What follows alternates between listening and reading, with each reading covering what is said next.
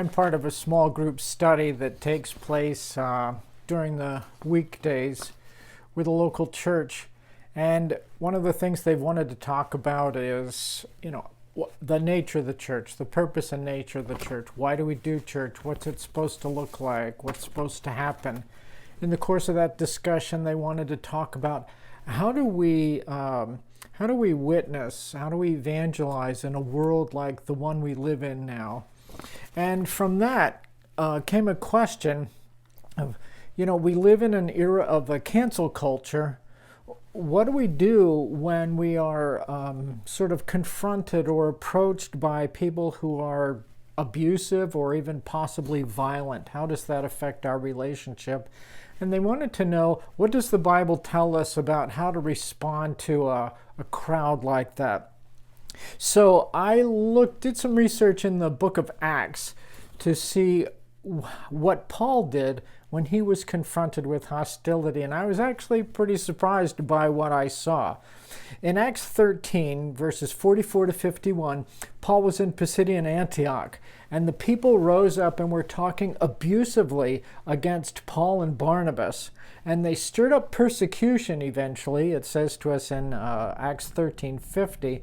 And what we see is that Paul and Barnabas shook the dust off their feet and they left town. Now from there they went to Iconium. That's in Acts chapter 14, verses 2 to 6. And there the crowd, some people in the crowd stirred up trouble and set their minds against Paul and Barnabas. But it says that Paul and Barnabas gave it a good try. They spent considerable time there speaking boldly for the Lord, despite the opposition. But then a plot arose to mistreat them and to stone them. And when the people got abusive and violent, it says that Paul and Barnabas left quickly. That would be in Acts 14:6. From there they went to Lystra and Derbe, and in Lystra and Derbe they met a very violent and abusive crowd, and Paul was stoned and dragged outside of the city and left for dead. He went back into the city during the night, it says, but then they left the next day. That's Acts 14:20. By the time we get to Acts 16, we see Paul in Philippi, where Paul and Silas were resisted, they were flogged, and they were imprisoned. Now, they pressed for their rights as Roman citizens, and that secured their release. But after their release, it says they met with some Christians, what seems to be an unknown period of time, but it seems to be a short period of time, possibly even just a day. And then because of the opposition they had there, they left. They left town. In Acts 17, 1-9, they're in Thessalonica. In Thessalonica, a mob formed against them and started a riot. That's in Acts 17:5. And it says Paul and Silas snuck out of the city during the night. That's in verse 10. In Acts 17, 10-14, we see Paul and Silas in Berea. There, an agitated crowd was stirred up against them in verse 13, and it says Paul left quickly, verse 14. Silas and Timothy followed later, it says in verse 15, as soon as possible. In Acts chapter 18, Paul is in Corinth. They opposed him and became abusive, that's in Acts 18:6, and Paul left. That's in verse 6. But then the Lord specifically appeared to Paul and said, stick around. So he did. And eventually Paul was well received there, and he spent 1.5 years. That's Acts 18:11. In Acts 19, Paul was in Ephesus, and he was having great success there until a riot arose in verse 23. And then it says, Paul wanted to address the crowd, but he was warned not to, and he left in Acts 20, verse 1. In Acts 21, verses 27 and following, Paul is in Jerusalem, and the whole city was aroused against him. Acts 21, verse 30. And Paul was attacked They were trying to kill him, it says in verse 31, but government forces stepped in, the police, so to speak. It was soldiers. But once he had the protection of soldiers, then Paul spoke to the crowd, as long as he was being protected by the soldiers. But then it says the people became violent and murderous, and the soldiers put Paul in chains and they took him away, probably as much for his own protection as for the alleged crime. In Acts 23, 1-11, we see Paul before the Sanhedrin. Trouble was brewing in verses 2-5. Now, Paul spoke of the resurrection, knowing that it would cause a debate, a very heated debate. And there was fear that Paul would be torn to pieces. That's verse 10. There was a plot to kill Paul in verse 12. And the soldiers protected him, and of course he was escorted out of the city.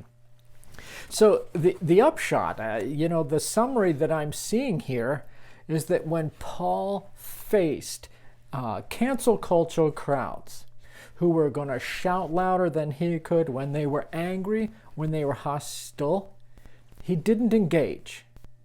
He didn't like, I'm going to stick it out, I'm going to preach the gospel here. Time after time after time, we see that Paul walked away. Paul walked away from those situations that were hostile, and he sometimes not only walked away, sometimes he was running for his life. But he left town over and over and over when he was confronted with that situation.